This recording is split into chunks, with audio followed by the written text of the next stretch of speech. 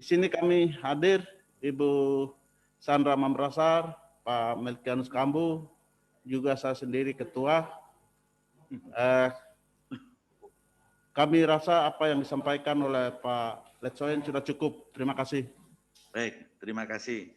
Baik, saya beri kesempatan pihak terkait ya yang beda pendapat tadi dari KPU Bovendigul secara singkat ya, pihak terkait kenapa saudara berdua ini beda pendapat, itu aja, tekanannya di situ aja. Ya, yang mulia Majelis TKPP, kami perlu garis bawahi bahwa saya sendiri Helda Ambai dan Ibu Yohana Ivonenggawen menyatakan yang bersangkutan Bapak Yusak Yaluo tidak memenuhi syarat berdasarkan 2 dokumen yang beliau masukkan, yaitu dokumen pada bulan Januari dan dokumen pada bulan Agustus.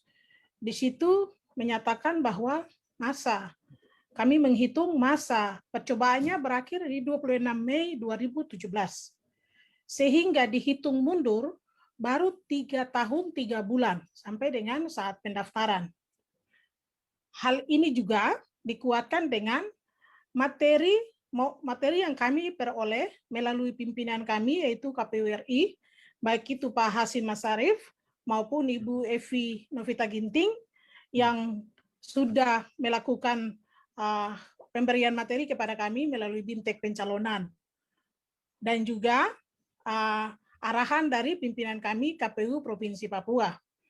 Jadi perlu kami garis bawahi bahwa kami berdua pihak terkait menyatakan TMS ini juga berdasarkan dengan aturan kami yaitu PKPU 1 terkait dengan pengertian mantan terpidana yang sudah dijelaskan oleh pimpinan kami.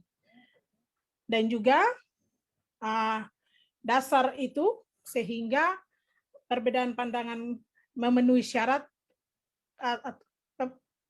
yang kami maksudkan adalah kami berdua menyatakan tidak memenuhi syarat bagi bakal pasangan calon Yusak Yaluo. Itu mengapa sampai kami berdua menyatakan tidak memenuhi syarat. Lalu perlu kami tambahkan lagi Majelis Hakim yang mulia, kami perlu garis bawahi bahwa berdasarkan Undang-Undang Nomor 7 Tahun 2017 Pasal 36 itu menyatakan bahwa kami melakukan tahapan itu sesuai dengan sumpah janji kami, tetapi dalam pengambilan keputusan di tanggal 23 ini ketiga teman komisioner kami tidak memberikan dasar kajian hukum dan juga lebih mempertimbangkan keamanan daerah dan kekeluargaan dan keluarga mereka karena mempertimbangkan situasi daerah yang nantinya pasti akan menurut prediksi bahwa akan ada kekacauan. Itu menurut kami ketiga teman kami ini melakukan menyatakan TMS tidak memenuhi aturan ini yaitu pasal 36 berdasarkan sumpah janji. Lalu yang kedua, perlu kami garis bawahi Ketua yang mulia Majelis Hakim bahwa mungkin Majelis Hakim bisa langsung menanyakan kepada pihak teradu 2 bahwa setahu kami pihak teradu 2 telah mengatakan kepada kami bahwa Pak Hatta Nongkeng dulunya adalah tim suksesnya Pak Yusak Yaluo di tahun 2015. Juga bersama dengan salah satu komisioner Bawaslu adalah Muhammad Abdullah. Adalah tim sukses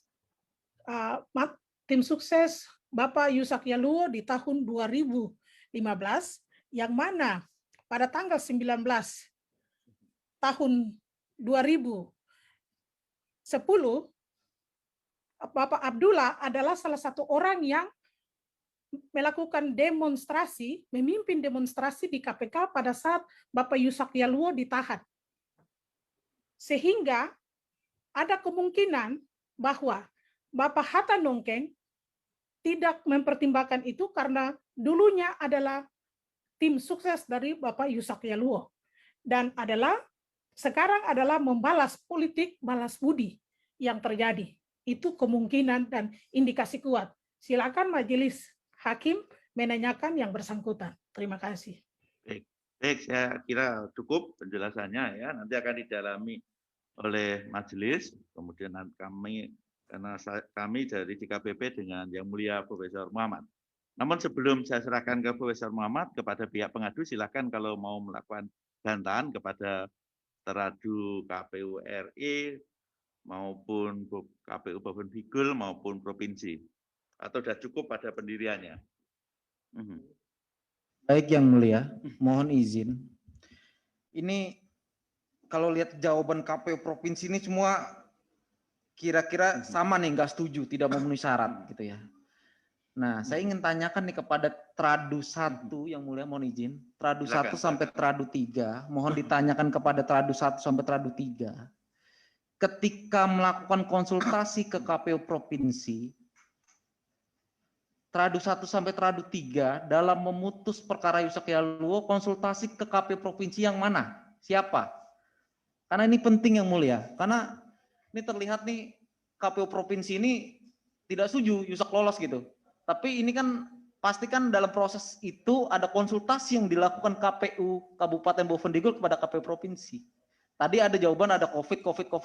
Kita ingin tanyakan kepada Tradu 1 sampai Tradu 3, kepada siapa komisioner KPU provinsi yang mana saudara berkonsultasi, khususnya kepada divisi teknis.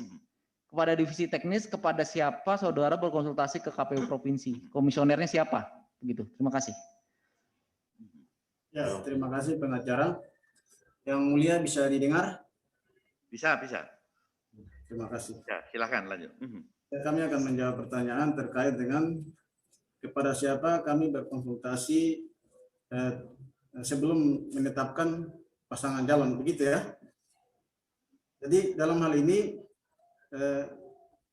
dasar kami menetapkan pasangan calon, bakal pasangan calon menjadi calon, tentunya melalui prosedur yang ada dan kami melakukan koordinasi. Saya selaku Komisioner KPU Kabupaten Bovendigul Divisi Teknis, seperti apa yang kemarin disampaikan oleh Pak Melkianus Kambu sebagai Ketua Divisi Teknis Provinsi dalam sidang DKPP